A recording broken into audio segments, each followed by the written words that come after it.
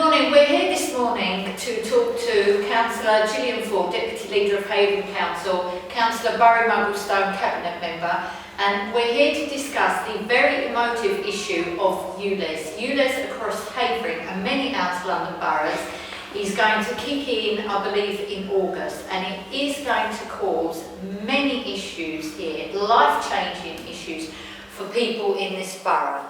Now, we're going to ask the councillors just what it is that this borough and other outer London boroughs can actually do to stop it or stop it from being implemented. Gillian, it's a very, very emotive subject, ULEZ. There's people that want it in because obviously we all want clean air, but for so many people, they're facing life-changing decisions. Not just life-changing decisions, but horrendous decisions. People that are going to lose their business. People that are not going to be able to see family relatives that live on their own. One lady that cannot bring, she's got 2 disabled children that need to go to day centres. She's not going to be able to bring them. You know, the scrappage system is not cutting it. You know, how far, what can Havering do to either stop it or work with other boroughs to find a way out of this? Okay, so first of all, my own son is going to have to pay to come and visit me because his vehicle isn't compliant. The issues that we have here in Havering is that the GLA Act in 1999 gave certain powers to the Mayor of London to be able to do certain things. You'd have heard nationally the government looking at more devolution for mayors.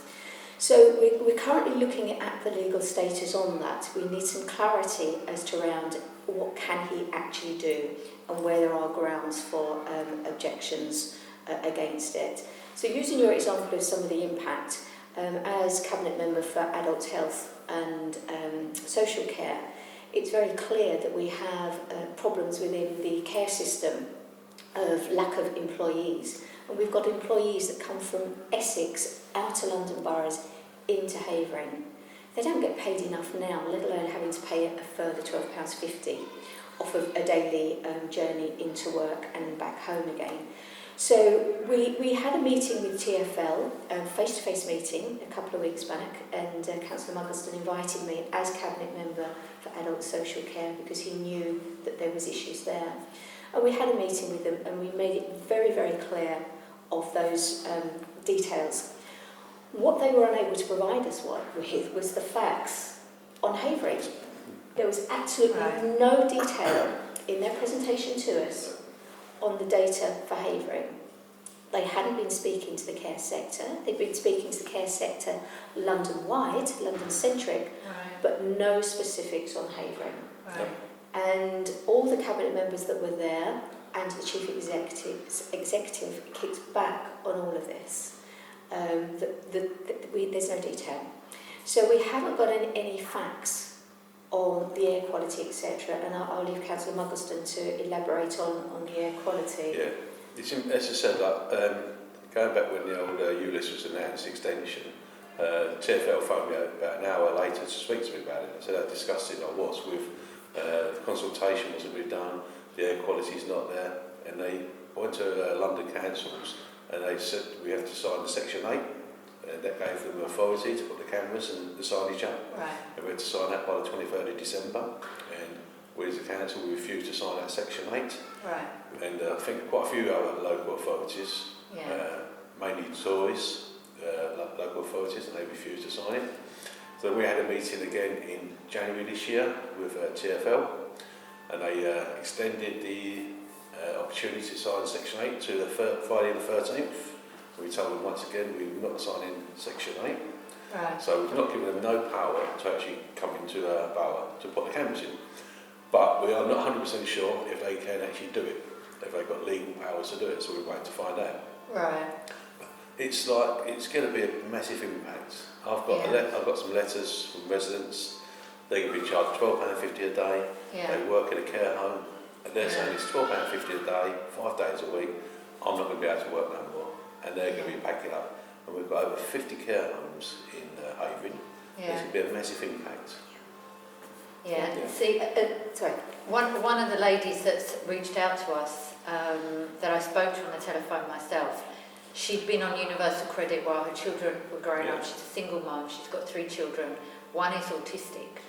Now, she's got a 7-seater van for the simple fact, vehicle. The fact is that the one with autism has to sit in the back on his own, because if she sits him at the front or with the other 2, he can have some issues and lash out, perhaps. So she needs a bigger vehicle.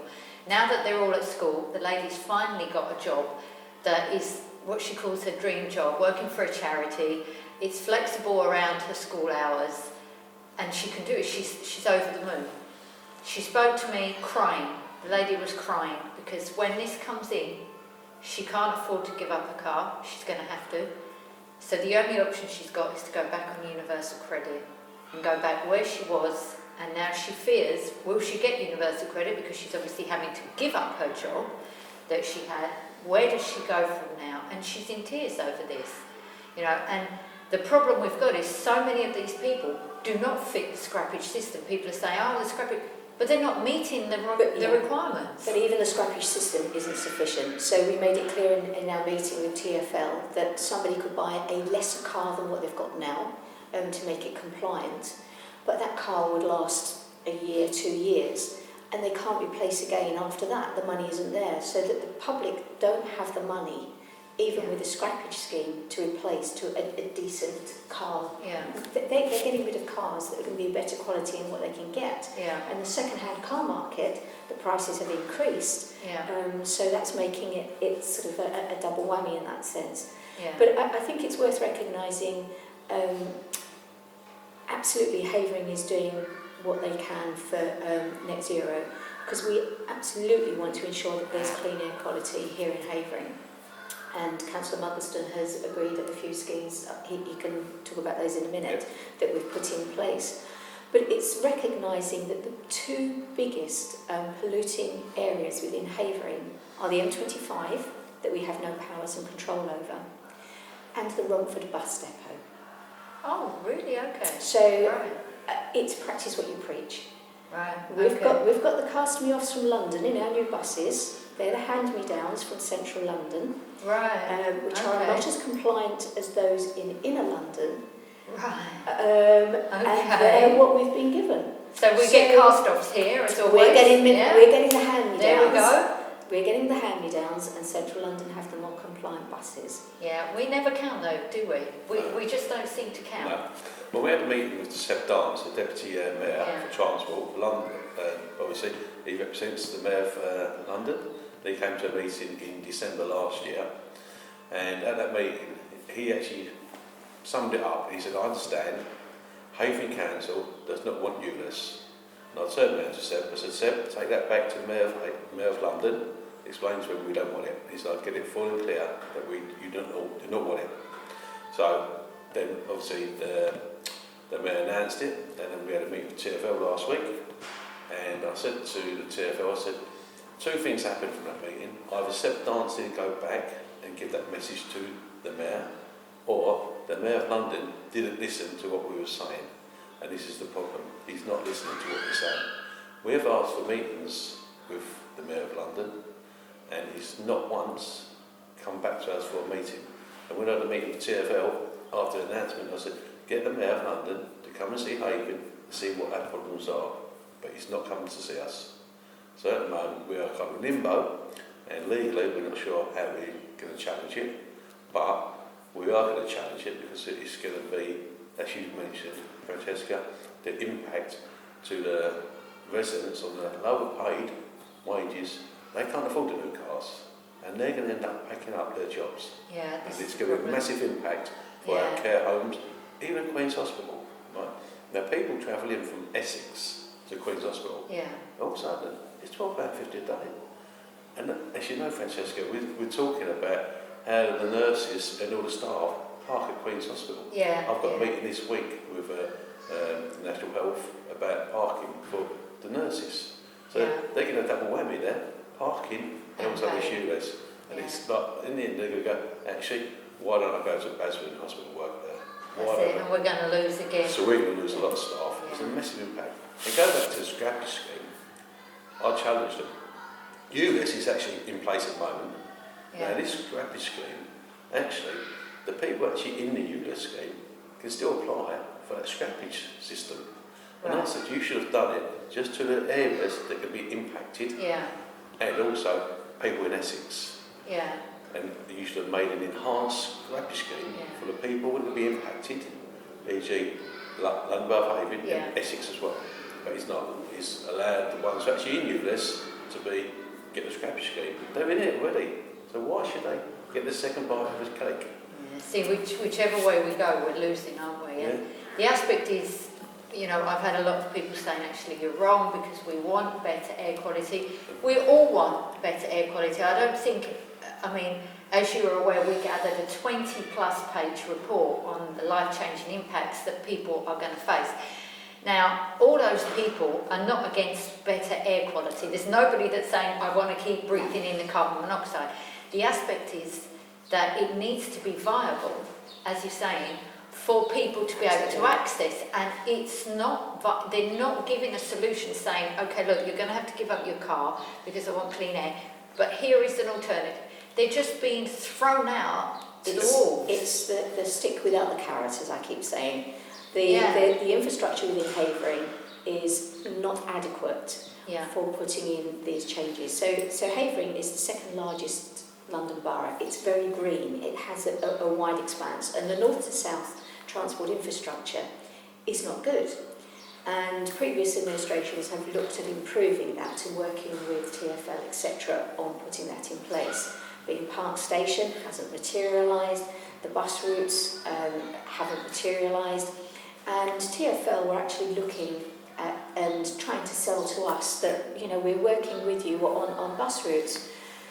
And we said, well, put those in first.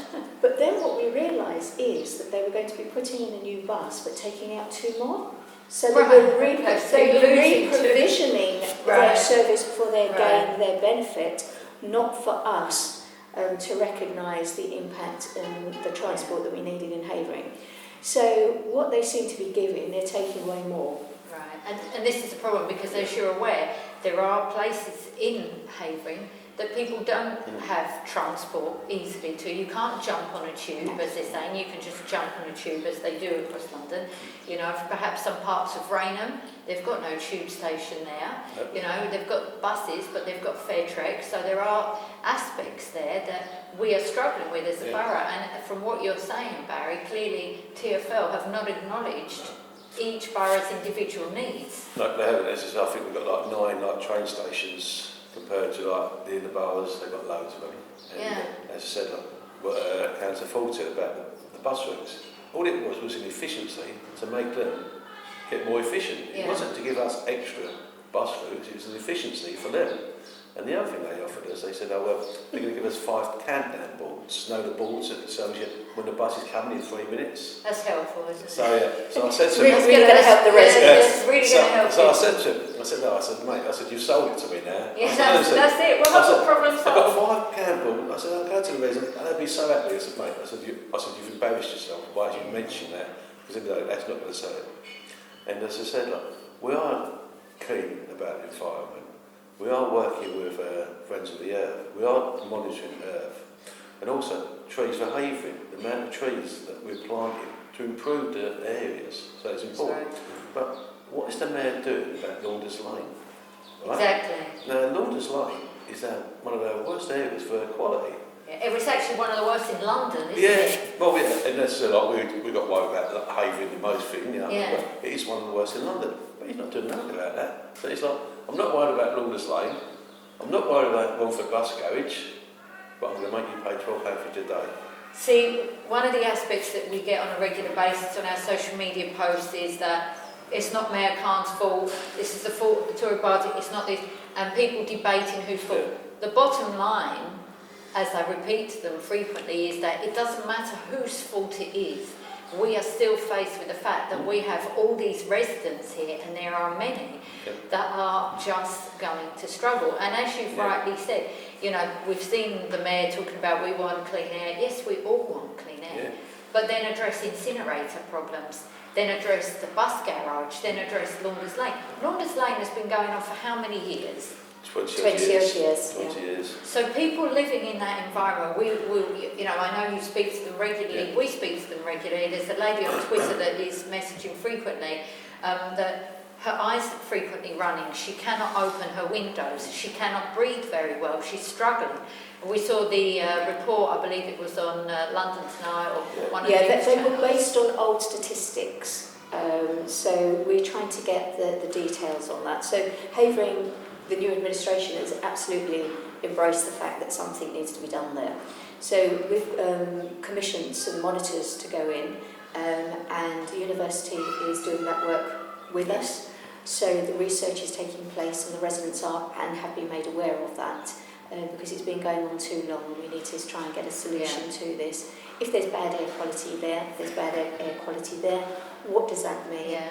Who's going to resolve it? Because it's not council-owned land, it's private-owned land. Yeah. Where does the Environment Agency step into play? What powers have they got? And what do ministers need to be doing to instigate some movement and change? So that work is ongoing with Longers Lane. But coming back to the ULEZ scenario, the clean air argument is sound. Yes, we absolutely need to have clean air. And Councillor Mugglestone has introduced anti-idling report, which has been agreed by Cabinet. So that's a policy we now have in Havering. Something that is above bear by schools, but people sitting there Definitely. running. It's particularly this time of year when they want to keep the cars going inside. Yeah. But it's that impact it has on health. Yeah. So yes, we recognise that. Yes, we recognise that we're all cash strapped. TfL and the Mayor of London has lost funding from the government. We know very well that we've lost a huge amount of money from government. So we know that is the case. But it's, as you said earlier, working collectively, working together so we can work these things through. If the Mayor of London was to come to us and say, we want to put into place infrastructure so that we can improve air quality, use the monies to do that, we'd be more than happy to have those discussions, because we absolutely need that. We recognise we need transport that sees people across the borough, that they don't have to use their cars, but they can use alternatives. We're looking at cycle routes that we can put into place. All of these measures are going to be looked at, but the transport infrastructure is the Mayor of London where we need his support, and at this moment in time we're not getting the support, we're just getting that stick. It just doesn't want to work with us. And as I said, we've offered him many times to come and speak to Havering, talk to us, come and see Havering, see what it's all about, see how it's different to the inner boroughs and what you can do. But he's not interested. So he needs to really go back and reassess what he's doing, because the massive impact, especially for the people on the lower wages who can't afford to buy the new cars. End of the day, some of them are going to be under a lot of pressure, especially the way it is now, the financial crisis. That's right. The fuel, gas, electricity and all that. Yeah. And it's just and also this on top of them. Some of them are going to be at a breaking point, and it's not really acceptable. And this is the point, isn't it? This is, I think, why we have been championing this whole debate, because and we keep saying they're life-changing decisions, and we still have people arguing, but it was imposed on the mayor. Yeah. Fine, okay, we accept that, and we accept, there's maybe some, we can point fingers at whoever, whatever, but the bottom line is, it could have been delayed. Yeah. And it's not been delayed. It could have looked, it could have said, look, we've got huge cost of living crisis, we've got strikes everywhere from all public sector workers, which again we completely understand because of low wages coming in and all those factors that people are going through a nightmare, food banks and everything, as you're fully aware as councillors. But the bottom line is, these people are still struggling, and they're going to struggle, and people are around just saying then this is nothing but a tax. In London, has it made those changes? In London, where they've had ULEZ for several years now, we've still seen that the air quality is horrendous. And certain reports are showing it makes very little impact, as people saying rightly. So we've got clean air in London, it blows across from the incinerator, and then what? It's going to be dirty again. So it's a very complex issue. But I think for us in Havering, what's important is that you, as the council, legally, you are doing everything that you can, aren't you? Yeah. Absolutely. As I said, like, at the full council meeting last year, I said we'll do everything we've got to do legally, because obviously I don't want to put London Borough of Havering at risk, but obviously we will make every representation on behalf of our residents to try and delay this if we can't stop it, because I don't think, I went to a meeting and some officers have been to a meeting, and the way they put this is that the Mayor of London has been a bit bullish about this, just pushing it through and not really worried about it, just push, push, push. And I was really surprised in November when he announced it's going to come in this year. I was quite surprised. I thought he was going to delay it for at least 12 months to give people the opportunity to get the head round what they've got to do. Yeah. And we know now, cars, motor manufacturers are struggling to get chips to produce cars. So there's a big demand. So also the second-hand market's gone through the roof. So it's an added cost to these residents who actually need to change their cars. Yeah. So we need to, if the Mayor of London's listening, he needs to have a wake-up call and then come and see us and then delay it for at least a year, and let's get around the table and discuss what's best for London Borough of Havering. Right, so we'll finish on that note. We're going to thank Deputy Leader Councillor Gillian Ford, Cabinet Member Barry Mugglestone. They've answered all the questions very frankly. As you can see, they're going to do everything possible for people saying, why aren't we? We are doing it. Yeah. They are doing it. There's only so much legally that can be done. They've not signed the Section 8. The deadline has gone. Twice has gone. And they're clearly working on air pollution strategies and right across. So we are actually first council to actually have an environment cabinet member post. So everything is being done, but the bottom line is the Mayor of London is not listening to us. He's not listening to the needs of Havering, the residents of Havering, and fixing the solutions that we need. Poor infrastructure we have got here. We need better transport systems. So do you want to get your message across to the Mayor now before we finish? As I said, Mayor of London, please come to Havering, please speak to us, please listen to what our residents are saying, because it's important, and we need your support on this. Gillian? I'd just like to say, provide us with the data and the evidence. As Councillor Mugglestone has said, come and see us. We're open to talking. We want to see the infrastructure in place here in Havering so that residents do have a genuine alternative. Thank you. Cheers, thank you very much.